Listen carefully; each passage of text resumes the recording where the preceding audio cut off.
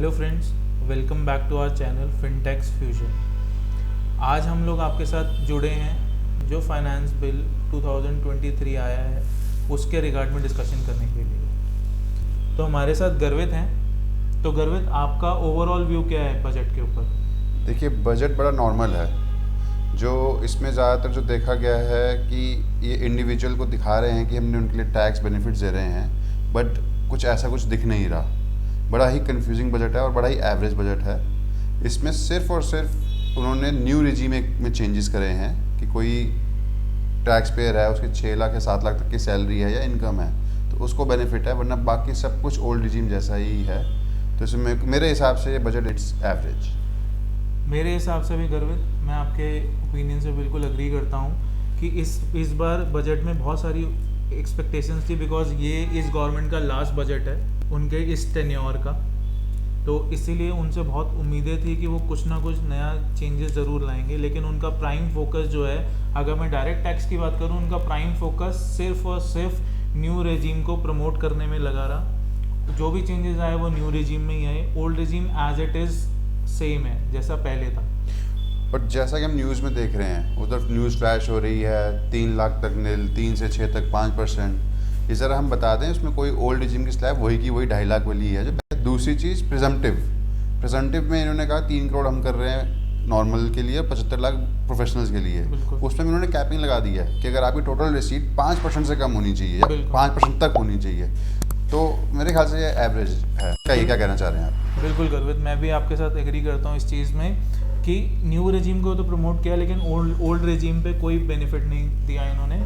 New regime में उन लोगों के लिए अच्छा है जो इन्वेस्टमेंट्स नहीं करते, लेकिन जो इन्वेस्टमेंट्स करते हैं उनके लिए कहीं ना कहीं वो डिसएडवांटेजियस रहता है। तो उनके लिए जो इन्वेस्टमेंट्स भी करते हैं और उनका बेनिफिट भी लेना चाहते हैं, उनके लिए कोई वैल्यू एडिशन या कुछ नई चीज़ उनके बेनिफिट के लिए नहीं इंट्रोड्यूस करी इस बजट में। और जैसे कि आपने बोला, बिल्कुल सही बात है कि अगर हम बात करें प्रिजम्पटिव टैक्सेशन की, उसके लिए जो लिमिट्स थी in name of MSME and professionals, उन्होंने लिमिट्स इन्हांस ज़रूर करी हैं। जो कि पहले 2 करोड़ थी for normal traders and professionals, it was 50 lakh rupees कि अगर आपकी इन टर्नओवर तक अगर आपकी सेल है या प्रोफेशनल रिसीट है तो आप प्रिजम्पटिव टैक्सेशन में जा सकते हो।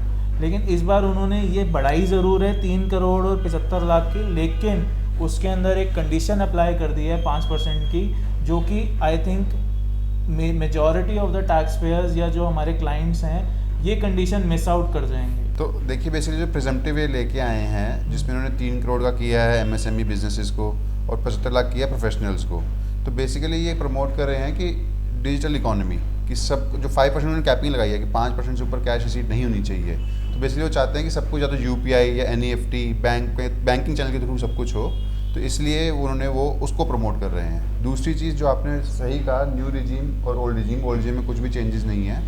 एक बार व्यूअर्स को बता दें हम ये कि न्यू रिजीम क्या है। न्यू रिजीम में जैसा आपने कहा जितेंद्र जी कि उसमें कोई डिडक्शन नहीं मिलेगी, ठीक है, और ओल्ड रिजीम में डिडक्शन मिलती है। तो बेसिकली अगर मैं इसको कंपेयर करूं ऐसे कि एक पर्सन है वो 9 लाख रुपए कमा रहा है और उसमें वो डिडक्शंस लेता है, लोन भी चल रहा है उस प्रॉपर्टी का, उसके 1.5 लाख की इन्वेस्टमेंट भी करी है टीसी की, 25,000 की उन्होंने मेडिकल का भी प्रीमियम पे किया है, ठीक है। तो उनकी राउंड अबाउट वो सैलरी बन के अगर वो डिडक्शन को क्लेम करे, 9 लाख की सैलरी उसमें डिडक्शन क्लेम करे, 2 लाख का इंटरेस्ट माइनस करे, 1.5 लाख का एटीसी क्लेम करे, 25,000 एटीडी क्लेम करे, तो 5.25 लाख की इनकम बनती है, जिसके ऊपर वो टैक्स बनेगा राउंड अबाउट 18-20 हज़ार के आसपास। यही वो बंदा जो न्यू रिजीम में जाएगा, उसने 9 लाख किया, कोई डिडक्शन नहीं कर रहा है, वो उसका टैक्स बनेगा 46,800 का, to be exact, including education cess. वैसे 45,000 है प्लस 4% एजुकेशन सेस। तो देखा जाए तो जो इन्वेस्टमेंट कर रहा है उसको फ़ायदा हो रहा है। लेकिन ओल्ड रिजीम को इन्होंने कुछ भी बेनिफिट नहीं किया। ये पिछले साल भी ऐसा ही था। बस न्यू रिजीम को बस कहने के लिए बढ़ावा है, बट टैक्स वाइज मेरे को नहीं लग रहा कि ये कुछ ज़्यादा इतना फ़ायदा है। बिल्कुल, बस इसमें मैं एक चीज़ ऐड करना चाहूँगा, जो लोग इन्वेस्टमेंट नहीं करते और उनकी इनकम जो है एक सर्टेन लेवल से ज़्यादा है, फॉर एग्जांपल 15 लाख है, तो कहीं ना कहीं उनको इस न्यू रिजीम से फ़ायदा होता है और इसमें उनको और फ़ायदा हो सकता है। श्योर।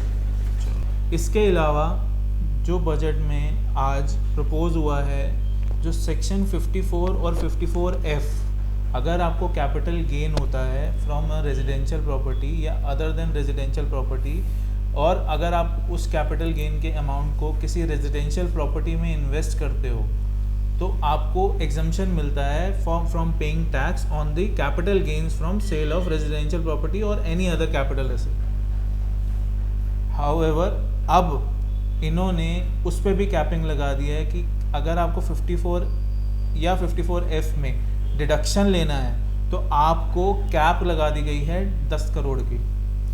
फॉर एग्जांपल, अगर आपने कोई कैपिटल एसेट बेची, लेट्स से रेजिडेंशियल प्रॉपर्टी, मेरा एक घर है, उसकी वैल्यू जो है वो मान लो 50 करोड़ की है, मैं उसको सेल आउट करता हूँ और सेल आउट करने के बाद मुझे जो कैपिटल गेन हुआ वो हुआ 15 करोड़ का, और वो 15 करोड़ मैंने दोबारा एक रेजिडेंशियल प्रॉपर्टी में ही इन्वेस्ट कर दिया और मैं उसका डिडक्शन लेना चाहता हूँ, तो मैं सिर्फ 10 करोड़ का ही डिडक्शन ले पाऊँगा, बाकी 5 करोड़ के ऊपर मुझे टैक्स देना पड़ेगा जो भी एप्लीकेबल रेट होगा। पहले ऐसा नहीं होता था, पहले ऐसी कोई कैपिंग नहीं थी। अगर मैं 15 करोड़ का इन्वेस्टमेंट कर रहा हूँ तो मुझे 15 करोड़ का ही बेनिफिट मिलता एग्जम्पशन का from capital.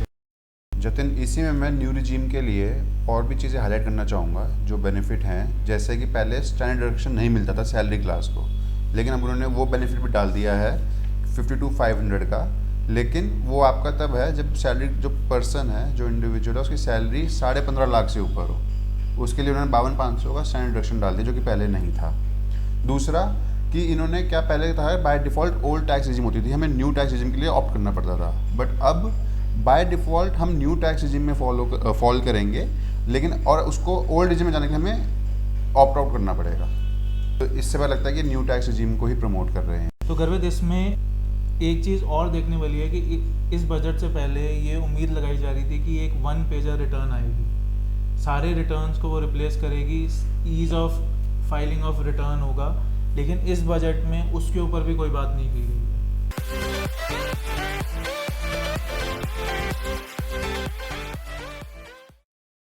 Please do like, share and subscribe our channel for further informative videos. Thank you.